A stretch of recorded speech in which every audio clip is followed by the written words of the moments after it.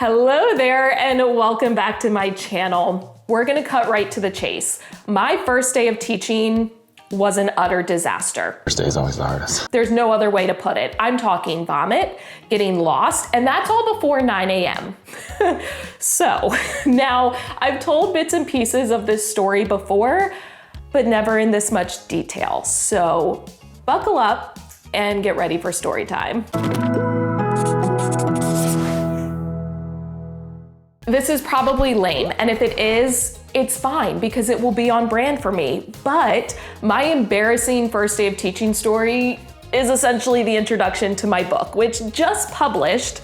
So little plug, if you want to grab your own copy of First Class Teaching, 10 Lessons You Don't Learn in College, by me. It's available on Amazon and Barnes & Noble. I will have the links for you down in the description box. Also, watch all the way until the end of this video because I have some giveaways that you're gonna wanna learn about. But in order to tell the embarrassing story from my first day of teaching, I'm just gonna read you the introduction of my book, and because it's a read aloud, I'm gonna tell you the same thing that I always told my students, which was if you have your own copy of the book and you wanna follow along, please do, or if you wanna just put your head down on your desk and listen, that's fine too. I will probably stop along the way and share some additional insights that come to mind. You're hired.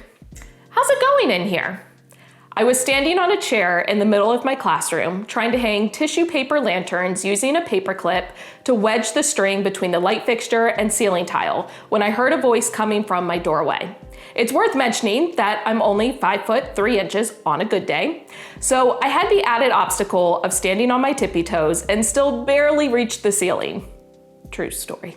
Still very true. I delicately turned around and braced myself to be scolded by whoever this was at my door because I was almost certainly committing either an OSHA violation, fire code violation, or both. 5 citations and you're looking at a violation. I caught a glimpse of her face and instantly knew she looked familiar, but couldn't remember who she was or where I had seen her before. Did she work in the front office? Was she the librarian? The past 2 weeks since I was hired as a first-year teacher had been an absolute whirlwind, and I was still trying to catch my breath. I had attended more meetings than I could count and left each one more confused than when I went in. I had met and shook hands with dozens of my new coworkers, only to forget their names seconds later. She smiled at me, but waited patiently for my answer before saying anything else.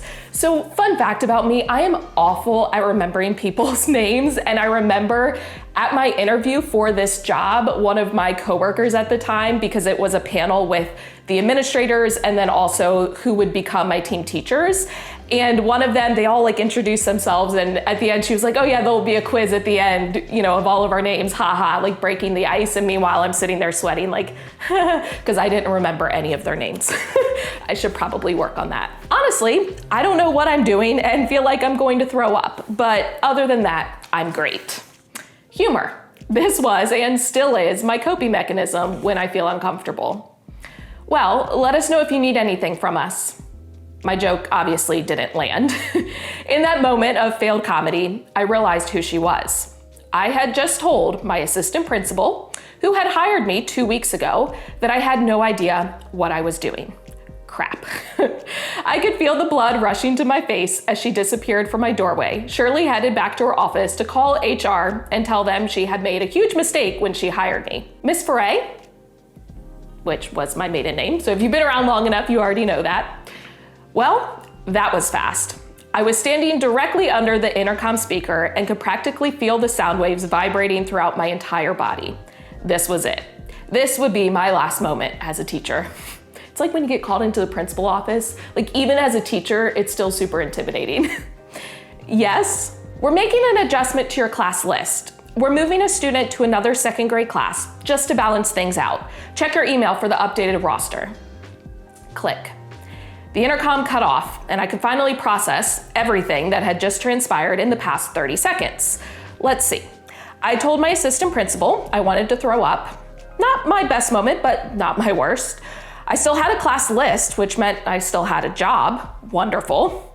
A wave of relief washed over me, but was quickly replaced with an even stronger feeling of humiliation. I knew what balance things out was code for. I was new, but I wasn't stupid. I was hired at 20 years old as a first-year teacher with no real classroom experience besides my student teaching internship, which was glorified hand-holding. So I get asked a lot how I was 20 when I started teaching. I graduated with my bachelor's in 3 years instead of 4, and I was 17 when I went off to college, so I was 20 when I started teaching. Word had gotten out to parents in the community that I was inexperienced, and they were requesting to move their children out of my class. Ouch.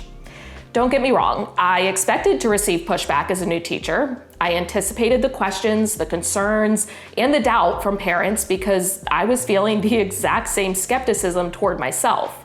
Unfortunately, that didn't make it sting any less. I had exactly 1 week to pick my pride up off the floor, somehow discover my non-existent confidence, and step into the spotlight in my classroom. Showtime.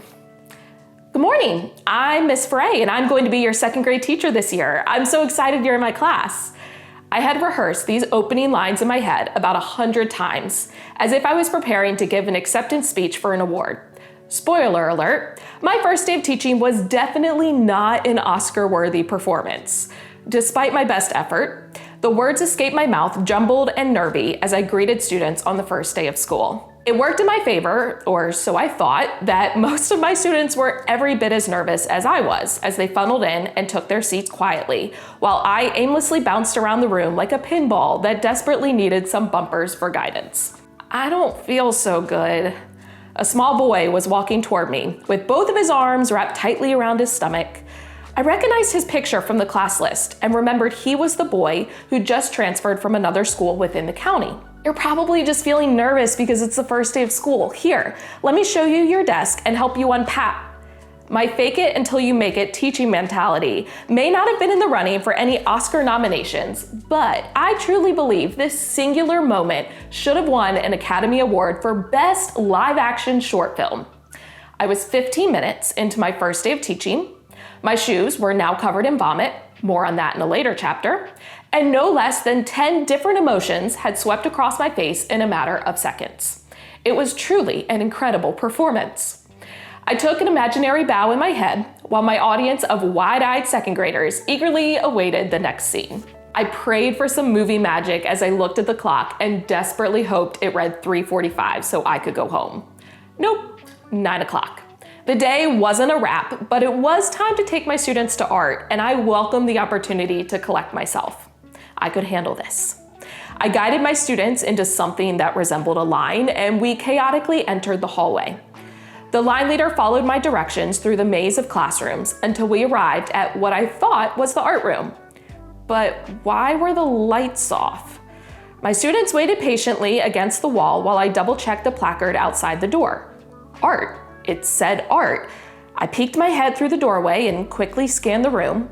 A feeling of pure panic washed over me as I realized there were no paint palettes or brushes, and more importantly, there was no art teacher. I reluctantly returned to my former line that now resembled a squiggle of students and decided to improvise. We're a little early, so we're just gonna practice walking in the hallway for a bit. I had bought myself time, but sadly, my next move was still a mystery. My eyes darted around as I nervously began leading my class along the colored tile floor without a destination in sight.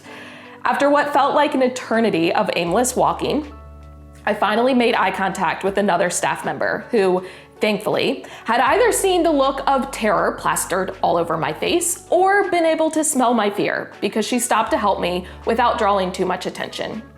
We exchanged a few whispers and she informed me that the art room had been moved to a portable classroom in the fenced area outside of the main school building.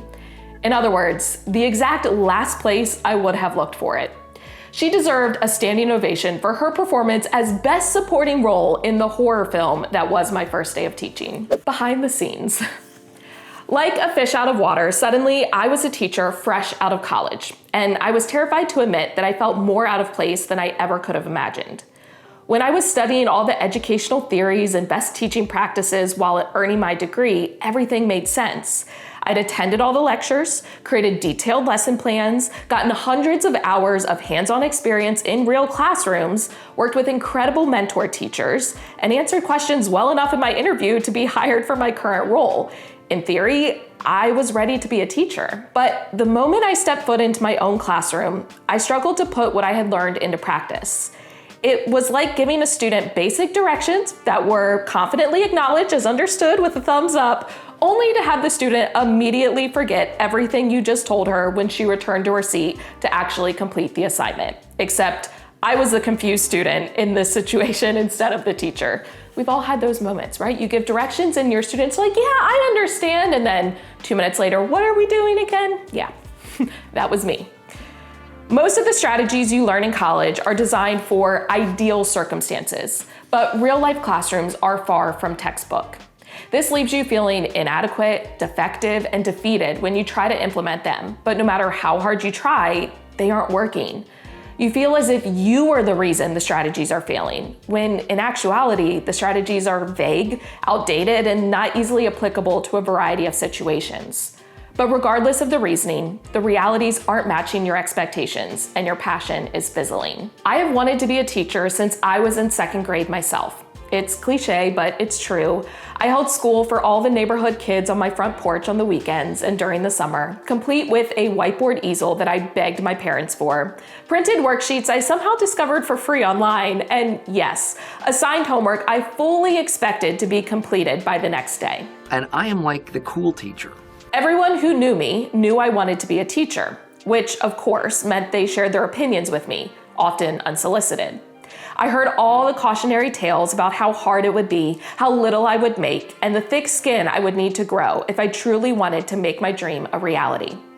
I developed a list of go-to responses I would unconsciously recite anytime I faced these warnings. My favorites were, I'm in it for the outcome, not the income. And teaching is a calling, not a profession, which I often quoted with a smile wrapped so far around my face, the corners of my mouth practically met behind my head. I invited every horror story I heard about teaching as a challenge because I thought my work ethic and passion for the profession were unmatched. I sincerely believed I would be an anomaly and thrive as a first-year teacher. But as you can already tell, that wasn't the case. Setting expectations. One of the first things you hear echoed in your preparation to become a teacher is setting expectations for your students. So I want to do the same for this book. If you're looking for a manual on how to be the perfect teacher in every situation, I'm sorry to say this book isn't that. And if you ever find that book, please send it my way because I'd love to know how it's done. I don't have all the answers for you as much as I wish I did. In fact, I'm convinced anyone who tries to persuade you that they have all the answers is lying because we're all just trying to figure out this thing called life, which came with no instruction manual. I can't give you a blueprint for how to navigate the first day of school until the last day of school without any road bumps. I can't give you the secret recipe for eliminating every behavior problem in your classroom at any given time. I can't give you a formula to make sure every lesson you plan flows seamlessly when you actually teach it to your students. Before we get any further into this, I want to make it extremely clear that I'm not an expert, not even close. I taught 2nd grade and 4th grade for 7 years before transitioning to a role supporting teachers. So I don't have the most experience, the deepest knowledge, or the biggest resume in the field of education, and I'm not going to pretend I do. But what I can offer you is my unique perspective. Over the course of my teaching career, I documented a majority of my journey online and shared my experiences with the world, almost like a virtual diary. If you've been around, you know what I'm talking about. I was able to capture the highs, the lows, and everything in between, which allowed me to reflect on my practice and grow in ways I never could have otherwise. I've made a lot of mistakes as a teacher, some of which you will read about in this book, and some of which I'm still too embarrassed to think about, let alone write about. But through those mistakes, I've learned, and that is the most powerful thing we can do as human beings. In this book, I want to share my imperfect story, my vulnerable experiences, and the hard lessons I learned to help you realize you aren't alone, but also help you avoid making the same mistakes I did. When you enter your own classroom for the first time after college, you feel like your dreams are somehow coming true, and simultaneously being crushed at the same time because you aren't as prepared as you hoped you would be. You're excited and eager, but also confused, overwhelmed, and scared. That's where this book comes in. In the following chapters, I'm going to share the 10 lessons I never learned in college that played the biggest role in my growth as a teacher and can help you provide first-class teaching to not only your first class, but every class that is lucky enough to have you as a teacher. Teaching is incredibly rewarding, but also incredibly challenging. So hopefully this book can make it just a little bit easier for you. Okay, so that's the first time I've ever read that out loud. I mean, I've read it in my head several times through the editing process. So I hope that this did a few different things for you. If you have been teaching for a while, hopefully it helped you feel better about your first day of teaching and any mistakes that you've made, because I'd be willing to bet my first day was pretty bad. And if you are a new teacher, hopefully it helped take some of the pressure off, because if I can survive that as a first day of teaching, then you will be fine. I also hope that it helped you feel just a little bit less alone and makes you realize that none of us within the field of education have it all figured out, and we never will. But ultimately, if we can use our experiences to not only grow within ourselves, but also be able to help others, then it's all worth it. I also hope that it just gave you an idea of what to expect in my book. It's very much stories from my experience along with just the things that I learned. And as I mentioned, I'm not an expert whatsoever. I'm not claiming to be one. My goal with this book is just to help make someone's journey or transition from college to the classroom a little bit easier, whether that's through making them feel less alone, giving them strategies to apply, or just giving them a little bit of comfort during those hard days. So, as I mentioned, if you want to order your copy, the link is down in the description box. And the single best thing you can do to help support me and this book that I wrote is leaving a review, an honest review, whether you got it on Amazon or Barnes & Noble. That will really help this book be able to get into the hands of more teachers, and I am so appreciative of everyone's support throughout this process. I'm gonna have a video next week with kind of behind the scenes of like my book launch week, which at the time I'm filming this is happening next week. I'm very excited. So if you are interested, make sure that you subscribe so you don't miss that video. Also, there will be an audiobook. It's not gonna be me reading it, sadly. So hopefully this gave you an idea of what my voice sounds like for the book. But I am going to have a free summer book club. It's just gonna be run through a Facebook group, and it starts on June 1st. So if you have a copy of the book and you wanna join in that book club, please use the link down below and go ahead and join in. If you can't do it this summer, my plan is to have this book club run every summer. So stay tuned, make sure that you join in the Facebook group anyway, and then you can always join us next summer. On to the giveaways that I promised. So if you have a copy of the book, anytime during the month of May, if you share a picture or an Instagram story on your feed, a reel, whatever, if you share it out on social media, I'm just going to randomly pick out people to get gift cards and some different like signed copies and things like that. There will be tons of chances to win. Like I said, I'm just randomly gonna go on, and I wanna be able to get back to you all for supporting me. So if you do share it out on Instagram or Facebook, make sure that you tag me, Pocketful Primary. That way I can see the post and you will be entered in for those giveaways. Please share this out with any of your teacher friends who you think might enjoy it. Give the video a thumbs up, hit the subscribe button and notification bell so you don't miss any future videos. As always, thank you for watching. I love you all so, so, so much. I don't tell you that enough. Thank you for watching, and I'll catch you in the next one.